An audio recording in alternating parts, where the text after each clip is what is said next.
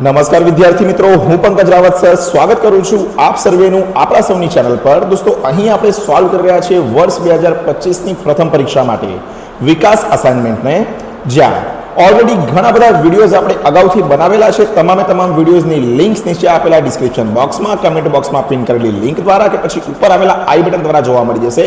તો તમામ વિષયના જે વિડીયોઝ છે તેમના સોલ્યુશન જે છે તે તમે જોઈ શકો છો. આજના આ વિડીયોની અંદર ધોરણ 12 ઇંગ્લિશ સેકન્ડ લેંગ્વેજના વિભાગ સી નું સંપૂર્ણ સોલ્યુશન આપણે સમજીશું. ફટાફટ આપ સૌ વિદ્યાર્થી મિત્રો આ વિડીયોને લાઈક અને શેર કરીને બને રહેજો વિડીયો અંત સુધી, જેથી કરીને અત્રે સમજાવેલા આ સોલ્યુશનની અંદર એકદમ વિગતવાર રીતે આપ સૌ વિદ્યાર્થી મિત્રોને ખ્યાલ આવી શકે. આ સિવાય જો આપ શ્રી છો આપણી ચેનલ ઉપર નવા અને ક્યાંકથી હરતા ફરતા પહેલી વખત આપણી ચેનલ ઉપર વધાર્યા છો તો નીચે આવેલા લાલ કલરના સબસ્ક્રાઇબ બટન દબાવીને ચેનલ ઉપર સબસ્ક્રાઇબ કરી દેજો, તથા બાજુમાં આવેલા બેલ આઇકન કરી દેજો ઓલ પર સેટ, જેથી કરીને ભવિષ્યમાં આવનારા આવા જ મહત્વપૂર્ણ ધોરણ 12 ના વિડીયોઝ 2026ની બોર્ડ પરીક્ષા સુધી આપ સૌ વિદ્યાર્થી મિત્રોને મળતા રહે. શરૂઆત કરીએ દોસ્તો અહીંયા આપણે સૌથી પહેલા વિભાગ સી ના પહેલા પ્રશ્નની અંદરથી. તો આપણને અહીંયા આપવામાં આવેલું છે કે રીડ 1, જ્યાં આપણને જે આપણી સપ્લિમેન્ટરી રીડર બુક છે તેમાંથી એક ફકરો, એક પેરેગ્રાફ આપવામાં આવેલો હોય છે. આપણે ફકરો વાંચવાનો છે અને ઉપરથી પ્રશ્નના ઉત્તર જે છે તે આપણે અહીંયા આપવાના છે. પહેલો પ્રશ્ન છે ભાઈ, why was Salim Ali not given a job and an ornithologist? Salim અલીને જે છે તે ઓર્નિથોલોજિસ્ટની જોબ, નોકરી કેમ મળી ન હતી? તો તે અંગેનો જે ઉત્તર છે તે અહીંયા આપણે દર્શાવેલ છે. બહુ વધારે સમજણ આપણે નથી લેતા આની અંદર, કારણ કે સમયનો અભાવ છે અને વિડીયો જે છે તે ઘણો લાંબો બની જશે. આગળ ત્યારબાદ દોસ્તો વાત કરીએ તો પ્રશ્ન નંબર 2 જે છે તે કંઈક આ રીતે તમે જોઈ શકો છો, જ્યાં આપેલું છે how did Salim Ali create opportunity four himself? પોતાના માટે તક એમણે કેવી રીતે ઊભી કરી? ત્રીજો પ્રશ્ન, find out the word from the paragraph for one who studies about bird. તમારે એક શબ્દ શોધવાનો છે કે જેનો અર્થ થાય છે કે એવો વ્યક્તિ કે જે પક્ષીઓ વિશે અભ્યાસ કરે છે, તો પક્ષીઓ વિશે અભ્યાસ કરતા વ્યક્તિને ઓર્નિથોલોજિસ્ટ કહેવામાં આવે છે. આ થઈ ગયા છે 3 પ્રશ્ન ઉત્તર રીડ 1 માટે. આગળ વાત કરીએ આપણે રીડ 2 ની. તો રીડ 2 માં પહેલો પ્રશ્ન છે, what did Mansi learn that day? માનસીએ એ દિવસ શું શીખ્યું?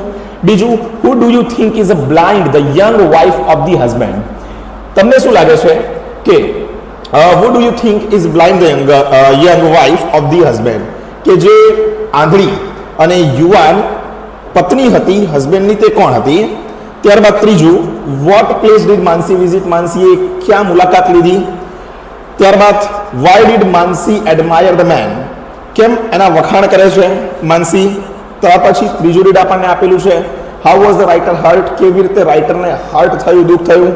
Y did the teammates of the writer shout 2 types of cries at the same time? કે જે પણ ટીમના લોકો છે રાઇટરની, તે શું sort out 2 types of cries, 2 પ્રકારની વાત કેમ કરે છે એક જ સમયમાં? ત્યારબાદ છે, what did the writer find when she regain consciousness? એવી રીતે જ રીડ 4 તેના પ્રશ્ન ઉત્તર આપણને જે છે તે એક પછી એક કંઈક આ રીતે જે છે તે અહીંયા જોવા મળે છે, જેને એકદમ સરળતાથી આપણે લખી શકીએ છીએ. ત્યારબાદ છે રીડ 6. તો રીડ 6 ના પ્રશ્ન ઉત્તર દોસ્તો કંઈક આવી રીતે જે છે તે અહીંયા થઈ જાય છે. એક બાદ એક ક્રમબદ્ધ રીતે જે છે તે પ્રશ્નો અને તેમના ઉત્તરને આપણે અહીંયા લખી શકીએ છીએ. રીડ 7 ના પ્રશ્ન ઉત્તર જે છે તે અહીંયા આવી રીતે થઈ જાય છે કંઈક. ત્યારબાદ આગળ આપણે ચર્ચા કરીએ રીડ 7 બાદ. તો રીડ 8 જેના પ્રશ્ન ઉત્તર પણ આપણને અહીંયા જે છે તે દર્શાવેલા છે. તો આ પ્રકારે જે છે તે રીડ 8 ના પ્રશ્ન ઉત્તર અહીંયા આપણા થઈ જાય છે. ત્યારબાદ આગળ ચર્ચા કરીએ તો અહીંયા વિસ્મયવાળું ચેપ્ટર રીડ નંબર 9 જે છે તે આપણને આપેલું છે, તો તેના પણ પ્રશ્ન ઉત્તર જે છે તે કંઈક આ રીતે આપણા અહીંયા થઈ જાય છે. અને આ રીતે ફકરો વાંચીને પ્રશ્નોના ઉત્તર લખવાવાળા પ્રશ્નો પૂરા થયા બાદ અહીંયા આવે છે કે ભાઈ read the following passage and write its summary. Summary writing એટલે કે સંક્ષેપીકરણ. હવે આ કેવી રીતે કરવામાં આવે છે? તો આના માટે એકદમ ડિટેલમાં આપણે વિડીયોઝ અગાઉથી તૈયાર કરેલા છે. તમામ વિડીયોઝની લિંક્સ નીચે ડિસ્ક્રિપ્શન બોક્સમાં અને કમેન્ટ બોક્સમાં પિન કરીને આપેલી છે, ત્યાંથી તે વિડીયોઝને આપ નિહાળી શકો છો. અહીંયા સંપૂર્ણ ફકરો જે છે તે આપણને સપ્લિમેન્ટરી રીડર બુકમાંથી આપેલો હોય છે. આપણે સંપૂર્ણ ફકરો જે છે તે સૌથી પહેલાં શું કરવાનો છે? તો કે વાંચવાનો છે. વાંચવા બાદ તેને જે છે તે સમજવાનો છે, અને સમજ્યા બાદ આપણે એનું સંક્ષેપીકરણ કરવાનું છે, કે જે ગુજરાતીની અંદર આપણને સંપૂર્ણ ફકરો આપેલો હોય એનું આપણે સંક્ષેપીકરણ કરીએ. એવી રીતે જ અહીંયા ઇંગ્લિશમાં એની સમરી આપણે લખવાની છે અને એને યોગ્ય ટાઇટલ, યોગ્ય શીર્ષક જે છે તે અહીંયા આપણે આપવાનું છે. જે ગુજરાતીમાં કરીએ છીએ સેમ આપણે અહીંયા ઇંગ્લિશમાં કરવાનું હોય છે.